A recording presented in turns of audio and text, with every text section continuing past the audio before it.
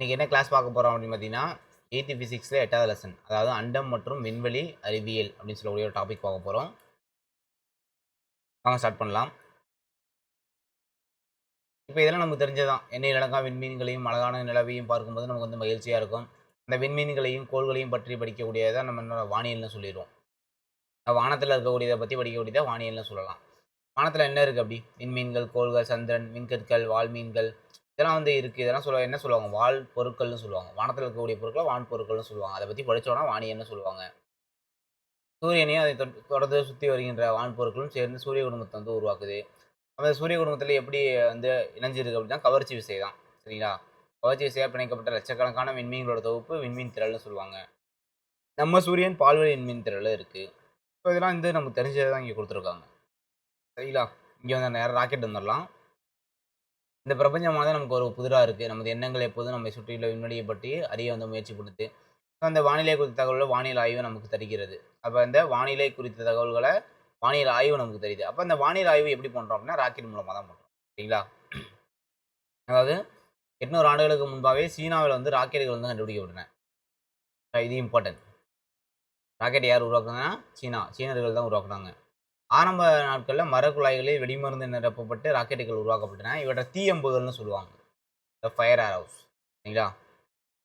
இது இல்லாம 1232ல மங்கோலிய ராணுவ வீரர்களுடன் போரிடுவதற்காக சீனர்கள் என்ன பண்ணியிருக்காங்க, இந்த தீயம்புகள ஃபர்ஸ்ட்டு பயன்படுத்துறாங்க. அப்ப ராக்கெட் உருவாக்கும் இந்த முறையானது விரைவில் மத்திய கிழக்கு ஐரோப்பிய நாடுகளுக்கு பரவியது. ராக்கெட்ட வந்து ஒரு போர் கருவியா முன்னாடி பயன்படுத்தியிருக்காங்க. இப்ப விண்வெளி அறிவியலுக்கு பயன்படுத்துறாங்க. இப்ப ராக்கெட்டுகளோட கண்டுபிடிப்பால என்ன நடந்துச்சு அப்படின்னு பார்க்கணும். சரிங்களா? ராக்கெட்டோட கண்டுபிடிப்புனால என்ன நடந்துச்சு அப்படின்னா, இந்த பிரபஞ்சத்த பத்தி நம்மளால தெரிஞ்சுக்க முடிஞ்சது.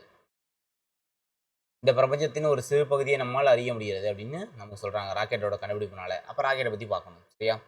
அந்த ராக்கெட் அப்படின்னு எடுத்துட்டோம் அப்படின்னா, எதுக்கு வந்து பயன்படுது அப்படின்னு பார்த்தீங்கன்னா அப்படின்னா, செயற்கைக்கோள்கள விண்ணில வந்து நிலைநிறுத்துறதுக்கு பயன்படுத்துவாங்க.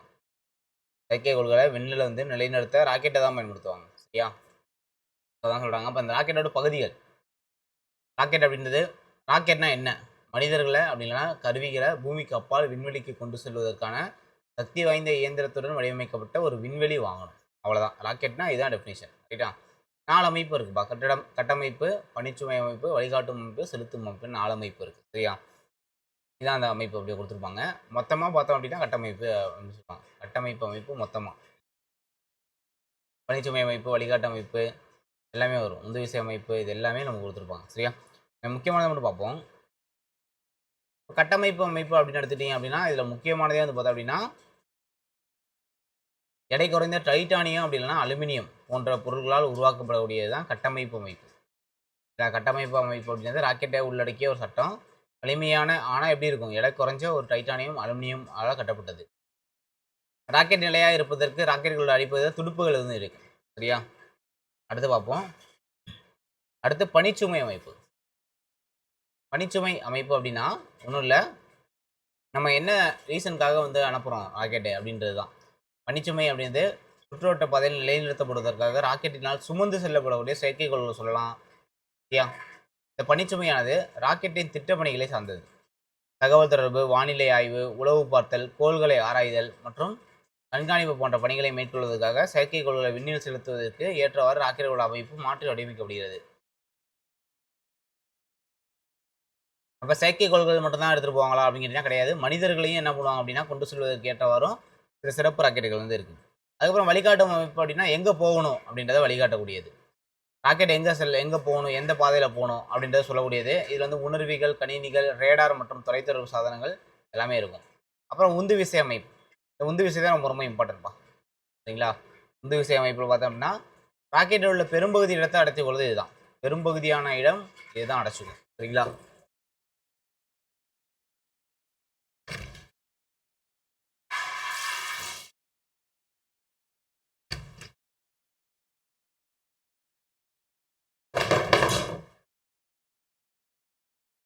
ஓகே.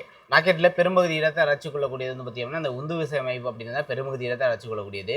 அப்படி இதுல என்ன இருக்கு அப்படின்னு பார்த்தீங்கன்னா, எரிபொருள் கலங்கள், இறைப்பான்கள், பம்பு இருக்கும். அப்புறம் எரியூட்டும் அறை இருக்கும். சரிங்களா? இதுல தான் 2 முக்கியமான அந்த உந்து விசை அமைப்பு இருக்கு. ஒண்ணு என்ன அப்படின்னு பார்த்தீங்கன்னா, திரவ உந்து விசை. இன்னொன்னு திட உந்து விசை அமைப்புன்னு சொல்லி 2 வகையான உந்து விசை அமைப்பு இருக்கு. சரிங்களா? இப்ப ராக்கெட் அப்படின்னு எடுத்துட்டீங்கன்னா, இந்தியாவோட மிகவும் புகழ்பெற்ற ராக்கெட்டுகள்லாம் 2 ராக்கெட் இருக்கு. ஒண்ணு பிஎஸ்எல்வி, இன்னொன்னு ஜிஎஸ்எல்வி. ஏன்னா இப்போ ராக்கெட்டை பற்றி தானே பார்க்குறோம். பிஎஸ்எல்வினா துருவ துணைக்கோள் செலுத்து வாகனம். ஜிஎஸ்எல்வி அப்படின்னா புவிநிலை துணைக்கோள் செலுத்து வாகனம். சரியா? இது ரெண்டுமே நமக்கு இம்பார்ட்டன்ட். சரிங்களா?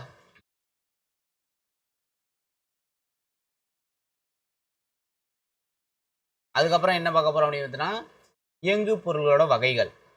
இயங்கு பொருள்களோட வகைகள் அப்படின்னு பார்த்தோம்னா, இயங்கு பொருள் அப்படின்றது ஒரு வேதிப்பொருள்.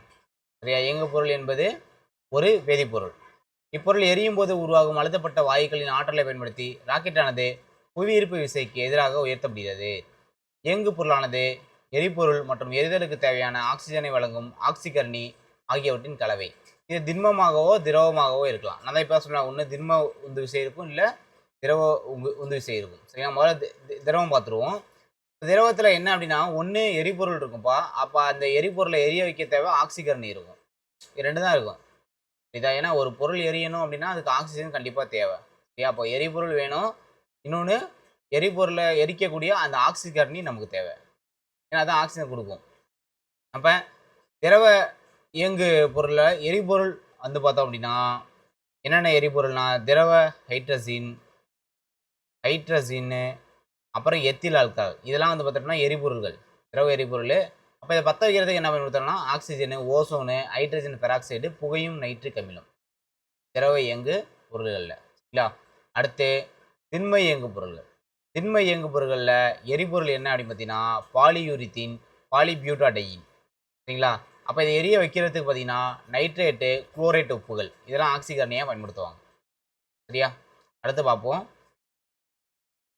அப்புறம் இது ரொம்ப இம்பார்ட்டன்ட்ப்பா. இதுதான் பார்த்தீங்க அப்படின்னா எஸ்ஐ வந்து 2023 கேட்ட கொஸ்டின். ரொம்ப ரொம்ப இம்பார்ட்டன்ட் கொஸ்டின். அதாவது கிரையோஜெனிக் இயங்கு பொருள்னு சொல்லுவாங்க. கிரையோஜெனிக் இயங்கு பொருள்னு சொல்லலாம். இல்லை அப்படின்னா தாழ் வெப்பநிலை இயங்கு பொருள்னு சொல்லலாம். அதாவது எப்படி இருக்குன்னா எரிபொருள் அல்லது ஆக்சிஜன் அல்லது இரண்டும் திரவ நிலை வாயுக்களாக இருக்கும். லிக்யூஃபைல்டு கேஸாக இருக்கும். இது வந்து இந்த லைன் இம்பார்ட்டன்ட். மிக குறைந்த வெப்பநிலையில் வைக்கப்பட்டிருக்கும். இதை எப்படி இருக்கும்? குறைந்த வெப்பநிலையில் வைக்கணும். மிக்ஸ் ஆனாலே போதும், இது வந்து எரிய ஆரம்பிச்சிடும். அடுத்து ராக்கெட்டை வானத்தில் செலுத்துக்கு முன்னாடி என்ன பண்ணுவாங்க? கிளாம்பு மூலமாக வைப்பாங்க. கிளாம்பு மூலமாக நிப்பாட்டி வைப்பாங்க. அதுக்கப்புறம் அந்த நியூட்டனோட தேட்லாம் இங்கே யூஸ் பண்ணுவாங்க. ஓகேங்களா? நியூட்டனோட தேட்லா அப்புறம் வந்து உந்து விசை அமைப்பு, ரெண்டையும் பயன்படுத்தி ராக்கெட்டை மேலே அனுப்புவாங்க. சரியா? அப்போ இது எப்படி போகுது அப்படின்னு பார்த்தீங்கன்னா அடியிலேருந்து பார்த்தீங்க அப்படின்னா புகை வர வர, அதாவது ஒவ்வொரு ஆற்றலுமே வந்து பார்த்தோம் அப்படின்னா விசையாக மாறும்ப்பா அந்த இடத்துல. சரிங்களா? நியூட்டனின் 3வது இயக்க விதிப்படி ராக்கெட்டிலிருந்து வாயுக்கள் கீழ் நோக்கி வெளியேற்றப்படும் போது ராக்கெட்டானது மேல் நோக்கி நகர்கிறது. இப்போ தான் ராக்கெட் போகும். அதுக்கப்புறம் என்ன பண்ணுவோம் அப்படின்னா கிளாம்ப் ஆட்டோமேட்டிக்காக நீங்கிடும். அதுக்கப்புறம் நேராக போயிடும் ராக்கெட். சரியா? அப்புறம் வளிமண்டலத்தில் அடர்த்தியான அடிப்பகுதியை ஊடுருவி செல்ல தொடக்கத்தில் ராக்கெட் வந்து செங்குத்தா மேல் நோக்கி செலுத்தப்பட்டு பிறகு வளிநடத்த அமைப்பின் மூலம் சாய்வாக செலுத்தப்படுகிறது. இந்த ஒரு லைன் நோட் பண்ணால் போதும். சரியா? வேற எதுவும் இந்த இதில் பெருசாக வந்து பார்த்தீங்கன்னா வேற எதுவுமே இருக்காது. சரிங்களா? அடுத்து இந்திய விண்வெளி திட்டம். இப்போ இந்திய விண்வெளி திட்டம் அப்படிங்கிறதுனா 1969 இஸ்ரோ வந்தாங்க. இந்திய விண்வெளி ஆய்வு நிறுவனம் அப்படின்னு தொடங்கப்பட்டது. ஃபர்ஸ்ட் பார்த்தீங்க அப்படின்னா இந்தியா தனது முதல் செயற்கைக்கோளான ஆரியப்பட்டாவை 1975ஆம் ஆண்டு விண்ணில் செலுத்தியது. இது மட்டும் தெரிஞ்சு வச்சுக்கணும். இஸ்ரோ 1969 உருவாக்கப்பட்டது. ஆரியப்பட்டா இப்போ 1975ல் எழுதப்பட்டது. அது தெரிஞ்சுங்க. நெக்ஸ்ட்டு இந்த ராகேஷ் சர்மா பற்றி தெரிஞ்சுக்கணும். ராகேஷ் சர்மா யார் அப்படின்னா விண்வெளிக்கு செல்ல தேர்வு செய்ய அதாவது இந்தியா சோவியத் ரஷ்யாவுடன் இணைந்து நடத்திய ஒரு விண்வெளி ஆய்வு திட்டத்தின் மூலம் பஞ்சாப் மாநிலத்தை சேர்ந்த ராகேஷ் சர்மா விண்வெளிக்கு செல்ல தேர்வு செய்யப்பட்டார். இதன் மூலம் விண்வெளிக்கு சென்ற முதல் இந்தியர் அப்படின்ற பெருமையை 1984 பெற்றார். சரிங்களா?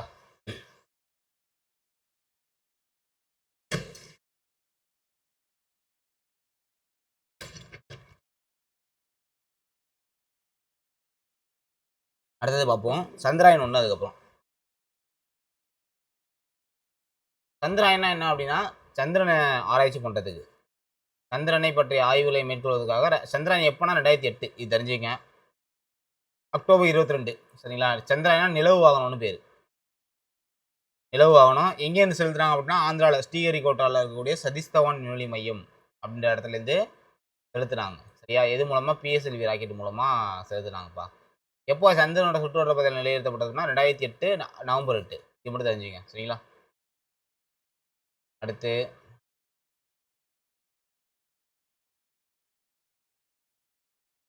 சந்திரனோட நோக்கம் என்ன? சந்திரனில் நீர் இருப்பதற்கான சாத்தியக்கூறு உள்ளது. சந்திரனில் உள்ள தனிமங்களை கண்டறிகிறது. சந்திரனில் ஹீலியம்-3 இருப்பதை ஆராய்கிறது. சந்திரனோட முப்பரிமாண வரைபடத்தை உருவாக்குறது. சூரிய குடும்பத்தை பரிணாம வளர்ச்சியை ஆராய்கிறது. அப்புறம் கலாம் சாட். இதுவும் இம்பார்ட்டன்ட். கலாம் சாட்னா 64 கிராம் இருக்கக்கூடிய ஒரு உலகத்தோட ஒரு சிறிய செயற்கைக்கோள். மிகச்சிறிய செயற்கைக்கோள். யார் உருவாக்குனது? கரூர் மாவட்டத்தில் இருக்கக்கூடிய பள்ளப்பட்டி அப்படிங்கிற கிராமத்தை ரிபாத் ஷாருக் அப்படின்ற 18 வயசு பள்ளி மாணவனோட தலைமையில் உயர்நிலை பள்ளி மாணவர்களால் உருவாக்கப்பட்டது. 2017 விண்ணில் செலுத்தியிருப்பாங்க. யார் செலுத்தினது அப்படின்னு பார்த்தீங்கன்னா நாசா செலுத்தினாங்க. சரிங்களா? அடுத்து மயில்சாமி அண்ணாதுரை. மயில்சாமி அண்ணாதுரை எடுத்துக்கிட்டீங்க அப்படின்னா இவர் வந்து பொள்ளாச்சி பக்கத்தில் கூட கோதவாடி அப்படின்ற இடத்துல 1958 பிறக்கிறாரு. அதுக்கப்புறம் இவரை பற்றின சிறப்பு என்ன அப்படின்னு பார்த்தீங்கன்னா, இவர் செயற்கைக்கோள் துறையில் முன்னணி தொழில்நுட்ப வல்லுநர் ஆவார். இவர் சந்திராயன் 1ஓட திட்ட இயக்குனராக பணியாற்றியவர். குறைந்த செலவில் சந்திராயனை வடிவமைத்தல இவரது பங்கு வந்து முக்கிய குறிப்பிடத்தக்கது அப்படின்னு சொல்கிறாங்க. ரைட்டா? மயில்சாமி அண்ணாதுரை. இது நோட் பண்ணிக்கணும்பா. அதுக்கப்புறம் சந்திராயன் 1ஓட சாதனைகள்லாம் பார்த்தீங்கன்னா, சந்திரனோட மண்பரப்பில் நீர் மூலக்கூறுகள் இருப்பதை கண்டறிகிறது. சந்திரன் முற்காலத்தில் உருகு நிலையில் இருந்ததை உறுதி செஞ்சது. அப்புறம் வந்து அந்த அப்போலோ இதெல்லாம் கொடுத்துருப்பாங்க. சரியா? அப்புறம் சந்திராயன் 1 தான் பூமியோட முழு வடிவத்தையும் முதலாக பதிவு செய்து அனுப்பியது. இது இம்பார்ட்டன்ட். சரியா? அதுக்கப்புறம் மங்கள்யான். மங்கள்யான் அப்படின்னா செவ்வாய் வாகனம். சரியா? சந்திராயன் 1 நம்ம சக்ஸஸ் பண்ணதுக்கப்புறம் என்னது? செவ்வாய் வாகனத்தை தான் அனுப்புவோம். மங்கள்யான். எப்போ அனுப்பணும் அப்படின்னா 2013ஆம் ஆண்டு நவம்பர் மாதம் 5ஆம் நாள் பிஎஸ்எல்வி ராக்கெட் உதவியுடன் ஆந்திர மாநிலம் ஸ்ரீஹரிகோட்டா விண்வெளி ஆய்வு மையத்திலிருந்து இவ்விமானத்தை விண்ணில் செலுத்தியது. அப்ப பிற கோள்களுக்கு விண்கலம் அனுப்பும் இந்தியாவோட முதல் விண்வெளி திட்டம் இதுதான். சரியா? மங்கள்யான் விண்கலத்தை விண்ணில் செலுத்தியதன் மூலம் செவ்வாய் கோளுக்கு விண்கலம் அனுப்பும் 4வது விண்வெளி ஆய்வு நிறுவனம் அப்படின்ற பெருமையை இந்திய விண்வெளி ஆய்வு நிறுவனம் பெற்றது. 4வது இடம். சரிங்களா? செவ்வாய்க்கு அனுப்புனதில்ல. அப்போ எப்போ வந்து செவ்வாயோட சுற்றுவட்ட பாதைக்கு போணுச்சுன்னா 2014 செப்டம்பர் 24 செவ்வாயோட சுற்றுவட்ட பாதையில் நிலைநிறுத்தப்பட்டது. சரிங்களா? அவ்வளோதான். இது மட்டும் தெரிஞ்சா போதும். அப்புறம் வந்து செவ்வாயை பற்றி கொடுத்துருப்பாங்க. சூரியன்றது 4ஆவது அமைந்துள்ள கோள் வந்து செவ்வாய்.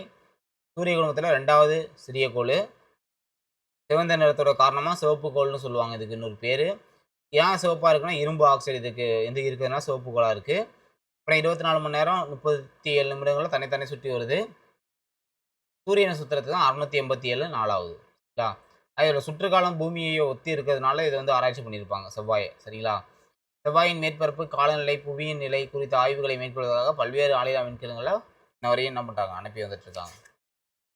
அடுத்து பார்ப்போம்.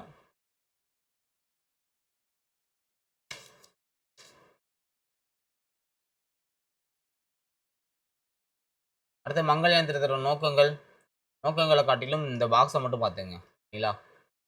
நம்ம இந்திய நாடு செவ்வாய்க்கோளை அடைந்த முதல் ஆசிய நாடு என்ற பெருமையும் உலகிலேயே இந்த சாதனையை தான் முதல் முயற்சியிலே நிகழ்த்திய நாடு என்ற பெருமையும் கொண்டுள்ளது. சோவியத் விண்வெளி ஆய்வு நிறுவனம், நாசா அப்புறம் ஐரோப்பிய விண்வெளி முகமை ஆகியவை செவ்வாய்க்கோளை அடைந்த பிற விண்வெளி ஆய்வு நிறுவனம். 4வது இடம் நம்ம. ஃபர்ஸ்ட் வந்து சோவியத்து, 2வது நாசா, 3வது ஐரோப்பா.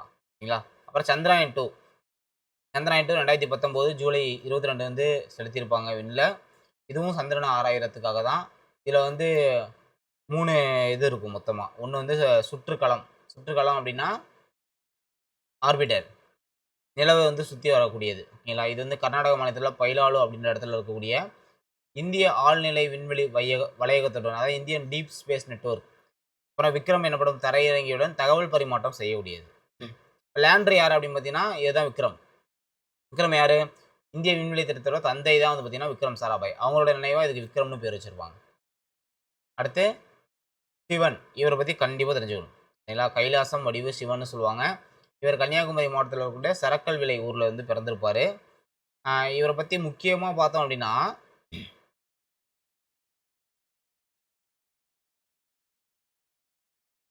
இந்திய விண்வெளி திட்டங்களில் பயன்படுத்தப்படும் கிரையோஜெனிக் இயந்திர தொழில்நுட்ப மேம்பாட்டிற்கு இவர் அளித்த சிறந்த பங்களிப்பின் காரணமாக இவர் ராக்கெட் மனிதர் என்று அழைக்கப்படுகிறார்.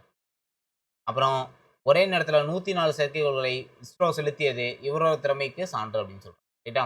இது 2 முக்கியமான பாயிண்ட் இவரை பற்றினது. அதை நோட் பண்ணிக்கணும். அதுக்கப்புறம் இது இல்லாமல் உளவியும் இருக்கும். உளவி அப்படின்னா ஒன்றும் இல்லை, பிரக்யான்னு சொல்லுவாங்க. சமஸ்கிருத சொல்லு. சரி, 6 சக்கரங்களை உடைய ரோபோ வாகனம். அப்போ நிலவோட வட்டப்பாதைக்கு சந்திரயான் 2 எப்போ போணுச்சு? 2019 ஆகஸ்ட் 20 உள்ளே போனது. 2.5 கிலோமீட்டர் நகர்ந்து போயிருக்கும். அதுக்கப்புறம் என்ன, நமக்கு தகவல் தொடர்பு வந்து கிடைச்சிருக்காது. அவ்வளோதான் உளவி அப்படின்றது. சரியா? பிரக்யான் உளவினா. அப்புறம் பூமியோட ஒரே இயற்கை துணைக்கோள் வந்து சந்திராயன் தான். கிட்டத்தட்ட பூமியிலேருந்து 3,84,400 கிலோமீட்டர் தொலைவில் வந்து இருக்குது. இதில் விட்டம் பார்த்தீங்கன்னா 34.74ன்னு சொல்கிறாங்க. சந்திரனில் வந்து வளிமண்டலம் கிடையாது. சந்திரன் தாமாக ஒளிர்வதும் இல்லை. சூரியன்கிட்டேருந்து வரும் ஒளிக்கதிர்களே எதிரொலிக்குது. இது தன்னை சுற்றி வர எடுத்துக்கொள்ளும் நேரமும் பூமியை சுற்றி வர எடுத்துக்கொள்ளும் நேரமும் சமமாக இருக்கிறதுனால நாம் எப்போதும் சந்திரனோட ஒரு பகுதியை தான் பார்க்குறோம். சரிங்களா? அப்புறம் நாசா அப்படின்னு எடுத்துக்கிட்டிங்கன்னா national aeronautics and space administration. NASA அப்படின்றது அமெரிக்காவோடது. சரிங்களா? இந்தியாவுக்கு வந்து இஸ்ரோ மாதிரி நாசா அப்படின்றது அமெரிக்காவோடது. நாசா எப்போ ஸ்டார்ட் பண்ணாங்க? 1958 வந்து ஸ்டார்ட் பண்ணியிருப்பாங்க. ரைட்டா?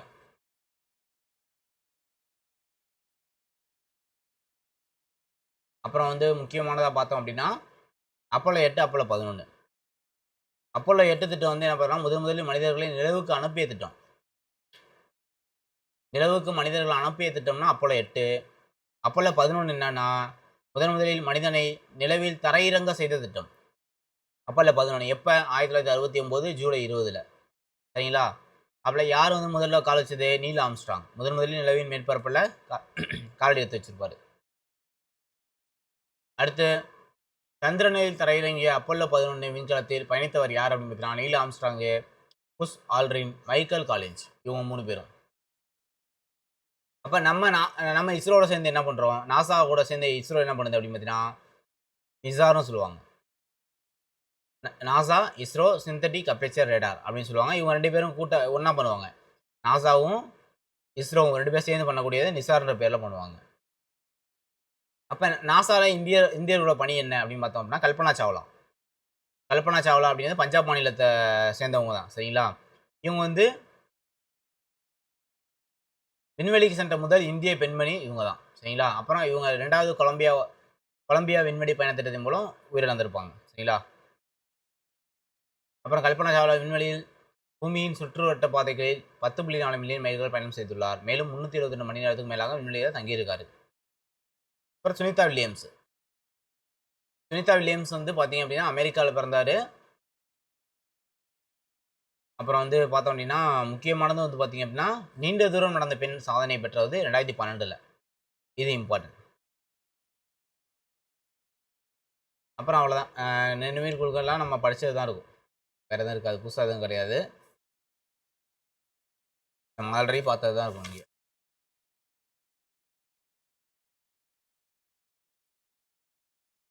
சரிங்களா? இது இந்த லிக்யூஃபைடு கேஸ் இது நோட் பண்ணிக்கணும்பா. மிக குறைந்த வெப்பநிலையில் வைக்கப்பட்டிருக்கும். இது ப்ரீவியஸ் கொஸ்டின் வேறு. அவ்வளோதான். இதில் ஒன்றும் இருக்காது. அப்புறம் புக் பேக் பார்த்துக்குவோம். புக் பேக் எடுத்துட்டிங்கன்னா பின்னோட எது வான்பொருள்? எல்லாமே வான்பொருள் தான். மங்கள்யான் செவ்வாய்க்கு அனுப்பியிருப்பாங்க. நிலவு செவ்வாய் வாங்கணும். சந்திராயன் 1 எப்போ செலுத்துறாங்க? 2008 அக்டோபர் 22.